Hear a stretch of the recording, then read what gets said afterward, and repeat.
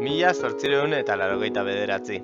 Frantzian, Eiffel-dorrea inauguratu zen urte berean, Gipuzkoa, Araba eta Nafarroa lotzen zituen trenbidea sortu zen, Hego Euskal Herriko trena. Gertakari honek Euskal Herritar askoren bizimodua aldatu zuen. Araban batez ere, non merkataritza eta industria oraindik ez zen hain ugaria. 1977an itxi zuten trenbide hau. Gaur egun, bide berde bat bilakatu da. Bizikletan ibiltzeko leku aparta denez, trenbidearen historia ezagutzera abiatu da. Aurrera, aurrera, aurrera, doa bolie, aurrera, aurrera, aurrera, aurrera bolie. Aurrera, aurrera, aurrera, doa bolie, aurrera, aurrera. Gure lehenengo geltokia, Antoñana.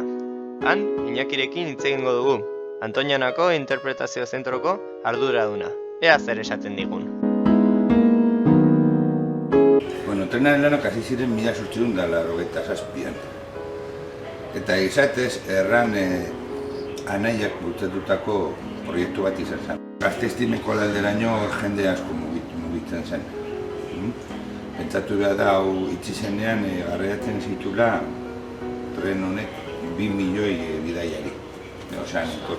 Eta gero be, adibidez merkantziaetan eta edo gaietan mugitzen zuen gehiago agian alde honetan, jende gutxi mugitzen zelako. Bueno, estraperlo kontutan oso garrantzitsua izan zen. Hau da, gaiak Franco garaian eta guda ostean, guda zibilan ostean, hemen mugitzen zen merkantzia pilo hori de estranjetxe zaitzen dena. Eramateko Gasteiza eta Horatardonek joten ziene, gauzak zijoazen izkultatuta trenean, tren azpian, edozein lekutan. Bueno, gehien bat arazoak sortu dira lehen trenbidea zijoan lekuak aldatu indienean edo desagertu indienean. Adibidez, egin behar izan dienean, pasabide hauek errepideetatik, edo adibidez, hemen geltokia pribatua denez orain ezin dela pasatu. Jendea oso gutxi mugitzen zen. Herri hauetatik, jendea mugitzen zen bertako edo gertu zeunden herrietara eta gero batzutan Birritan edo Elizarrara edo Gasteizera, baina bestea jendea zen mugitzen. Eta horrek baimendu izan zuen jendearen mugimendua, ahalbidetu egin zuen.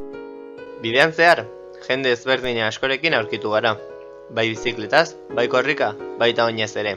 Danak mendiaz gozatzen. Gaua heldu ala, jendea etxeratzen hasten da. Baina gazte batekin hitz egiteko hastia izan dugu. Barkatu. Kaixo! Gabon. Zer zaude, Euskal Herri hegoaldeko bidea egiten? Bai, Erentxunetik nator. Bai, eta, bueno, zer dakizu trenari buruz? Nere aitonak Erentxuneko geltokian lan egin zuen eta kontatu zidan lehen hemendik trena pasatzen zela eta asko erabiltzen zela. Eta lan asko egiten zutela, bertan. Bale, eta, bueno, orain bidea egiten ari zarela, zer iruditzen zaizu bidea? Jode, oso ondo moldatu dute, bizikletentzako batez ere, eta oso pozik orain disfrutatzen. Bale, bueno, paken usten zaitugu, Ega, mila esker! Hurrengo gunean, Gasteizen, Javier Susorekin elkarrizketatu gara. Javier Suso, Hego Euskal Herriko trenari buruzko aditua da. El ferrocarril nace por la inquietud de capas de la sociedad alavesa porque no quedan conformes con la unión que tienen a través de la línea que une Madrid con Hendaya,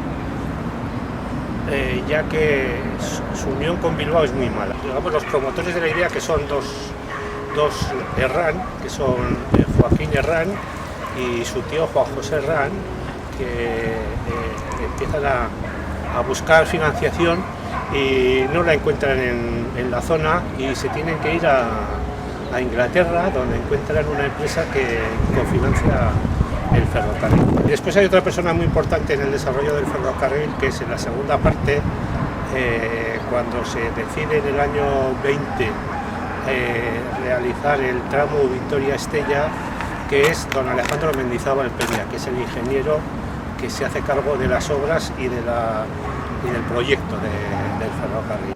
Javierren ahotik jakin izan dugu Gasteizen trenbideari buruzko beste interpretazio zentro bat irekiko dela. Gertakari honek trenbidearen historia eskaldunon artean zabaltzen lagunduko du. Bideo honekin guk ere euskal historiaren zabalkuntzan parte hartu nahi dugu, Javierrek eta Iñakik egunero egiten duten moduan.